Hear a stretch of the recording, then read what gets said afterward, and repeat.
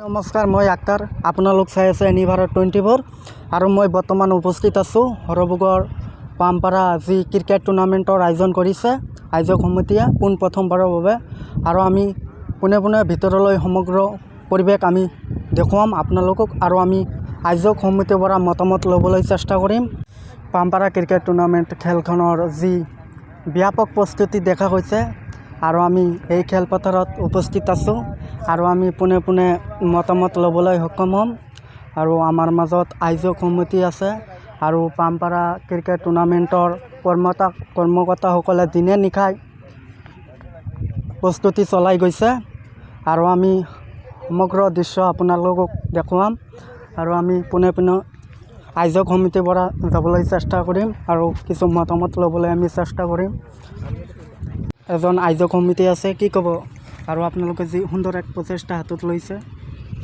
হয়, আমি PPL cricket tournament পাতিছোঁ আৰু আমাৰ খেলখন হ'ব নকআউট আৰু আমাৰ খেলখন হ'ব 16জনীয়া দল থাকিব।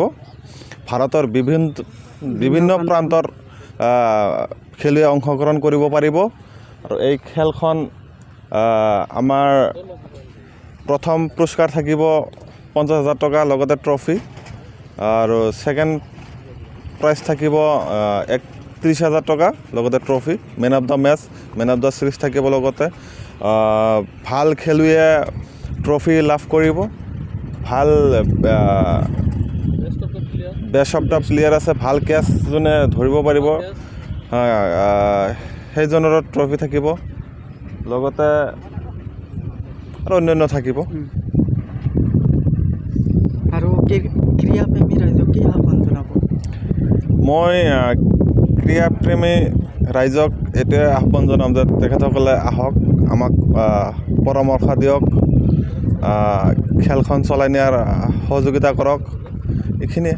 16 মাৰ্চৰ পৰা আৰম্ভ হ'ব প্ৰথমবাৰৰ বাবে পামপাৰা ক্ৰিকেট টুৰ্ণামেণ্ট অনুষ্ঠিত হ'ব। প্ৰথম বাৰ্ষিক ভাৰত নৈ ক্ৰিকেট টুৰ্ণামেণ্ট 60,000 টকাৰ প্ৰাইজ মানিৰে অনুষ্ঠিত হ'ব লগা এই ক্ৰিকেট টুৰ্ণামেণ্টখনিৰ বাবে ইতিমধ্যে পামপাৰা ক্লাবৰ কৰ্মকৰ্তাসকলে দিনে নিশাই চলাই গৈছে প্ৰস্তুতি।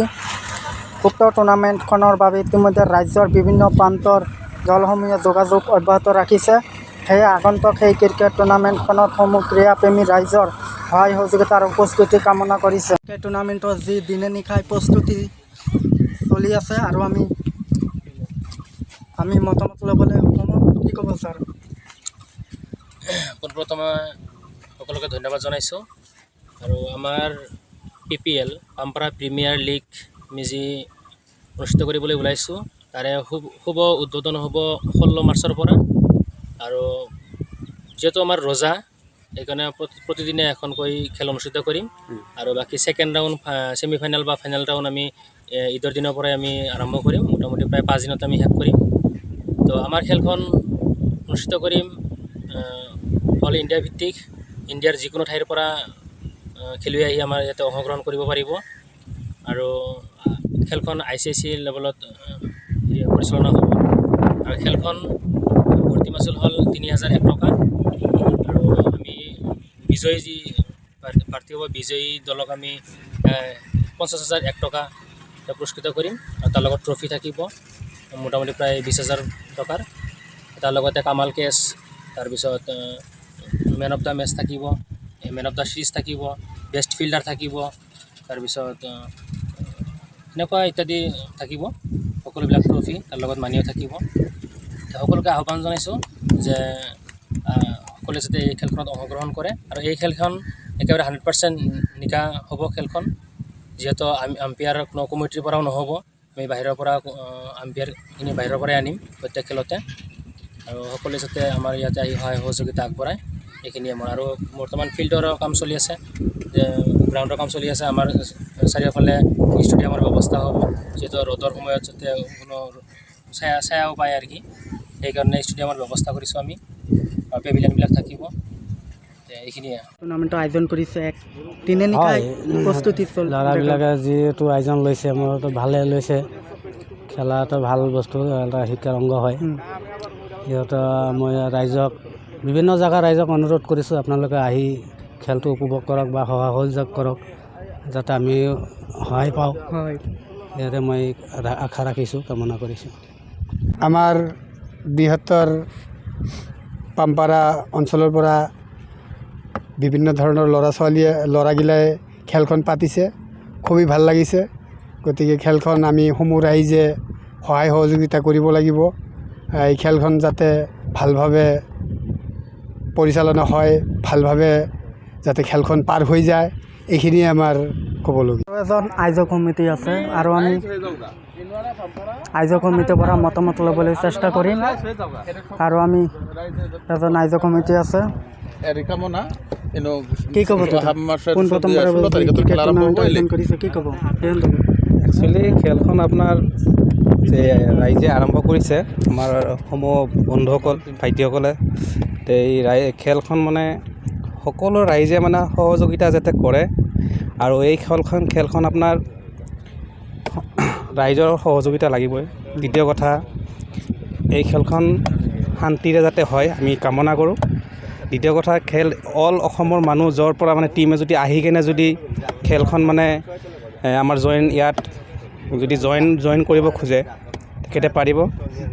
দ্বিতীয় কথা, জইন ফিজ 3,000 টকা কৰা হৈছে আৰু প্ৰথম প্ৰাইজ 50,000 কৰা হৈছে, ট্ৰফি আছে লগত। দ্বিতীয় প্ৰাইজ আছে 30,000 লগত ট্ৰফি। গতিকে সমূহ ৰাইজক আমি আহ্বান জনাইছোঁ যাতে এই খেলখনত চবে সহযোগিতা কৰে আৰু জইন কৰে। আৰু আমাৰ প্ৰতিখন খেলতে আপোনাৰ মেন অফ দ্য মেচ থাকিব লগত, আৰু মেন অফ দ্য চিৰিজটো থাকিব এইটো লগত লাষ্টত। গতিকে সমূহ ৰাইজক আমি আহ্বান জনাইছোঁ খেলখন যাতে সহযোগিতা কৰে। ধন্যবাদ। আৰু আমি পাম্পাৰা ক্ৰিকেট টুৰ্ণামেণ্টৰ যি খেলখন অনুষ্ঠিত কৰিব আৰু অহা 16 মাৰ্চৰ পৰা অনুষ্ঠিত হ'ব সেই খেলখন।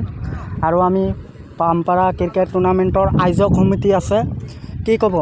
নাই, প্ৰথমবাৰৰ বাবে আমাৰ সেই পাম্পাৰা যিটো PPL পাম্পাৰা প্ৰিমিয়াৰ লীগৰ আমাৰ কাম প্ৰায় পূৰা দমে চলি আছে। আমি বাঁহৰ কামখিনি কৰিছোঁ, এইফালে পিছৰ কাম চলি আছে। আৰু কালিৰ পৰা আমাৰ যিটো ষ্টেজৰ কাম আৰম্ভ হ'ব। আমাৰ ইতিমধ্যে টিমৰ যোগাযোগ হৈছে।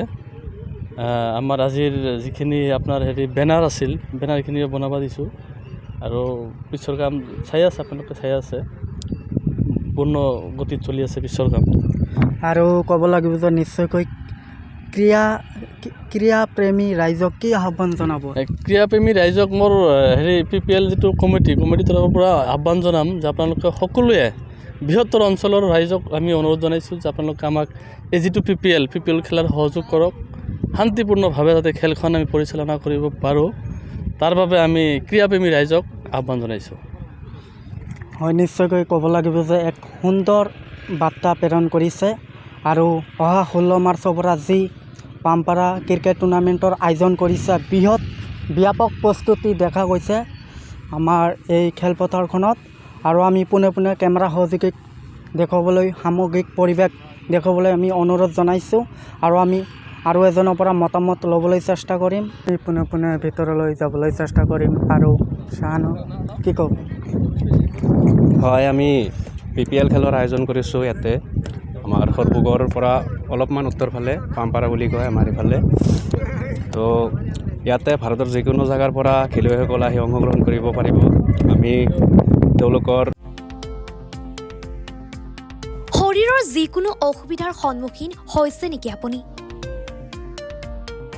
শাৰীৰিক সমস্যাৰ প্ৰতিকাৰ কেৱল আমি দিম। অভিজ্ঞ চিকিৎসকে দিব সুপৰামৰ্শ।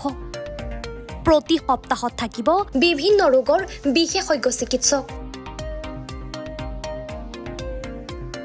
চাবলৈ নাপাহৰিব এনি ভাৰত 24ৰ বিশেষ অনুষ্ঠান স্বাস্থ্য বিশেষ।